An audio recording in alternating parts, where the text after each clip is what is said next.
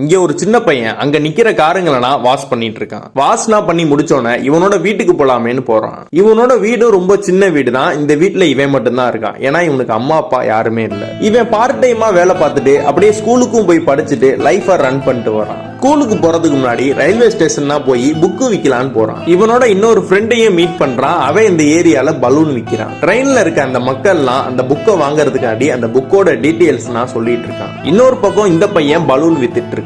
அந்த ரெண்டு பேருமே அங்க உள்ள எல்லார்ட்டையும் போய் வாங்கிக்கோங்கன்னு சொல்றாங்க. ஆனா அங்க உள்ள யாருமே இவங்களை கண்டுக்கவே மாட்டாங்க. அங்க சீட்ல உட்கார்ந்து இருக்க ஒரு ஆள்கிட்ட போய் பலூன் வேணுமான்னு இந்த சின்ன பையன் கேட்கிறான். அதுக்கு அந்த ஆளு எனக்கு இதுனா வேணான்னு சொல்லி ரொம்ப கோவமா அனுப்பிடுறாரு. அதுக்கப்புறம் இந்த பையனை அவங்கள்ட்ட வந்து புக்கு வாங்கிக்கோங்கன்னு சொல்றான். வீட்டுல சின்ன குழந்தைங்களுக்கு வாங்கி கொடுங்கன்னு சொல்றான். என்கிட்ட இருக்கிற புக்கை வாங்கிக்கோங்க, ரொம்ப நல்லா இருக்கும்னு சொல்றான். அதுக்கு அந்த ஆளு வேணான்னு சொல்றான். இந்த சின்ன பையனும் வாங்கிக்கோங்கன்னு கெஞ்சுறான். அதுக்கு அந்த ஆளு கோவமா அந்த புக்கை புடுங்கி இந்த புக்ல இருக்கிற ஒரு சென்டென்ஸ் நீ படிச்சிரு, உன்கிட்ட இருக்கிற எல்லா புக்கையுமே நான் வாங்கிக்கிறேன்னு சொல்றான். அதுக்கு அந்த சின்ன பையனும் என்ன பண்றதுன்னு தெரியாம தயக்கமா வேணாம் சார் விடுங்க சார்னு சொல்றான். அந்த ட்ரெயின்ல உள்ள எல்லா மக்களுமே அந்த பையனவே பாக்குறாங்க. அதெல்லாம் பார்த்த இந்த பையனுக்கு அந்த புக்கை வாங்கி ஒண்ணு விடாம அதுல இருக்கிற எல்லா வார்த்தைகளையும் சரளமா வாசிச்சு காட்டுறான். அதெல்லாம் கேட்ட இந்த ஆளு ஆச்சரியமா பாக்குறான்.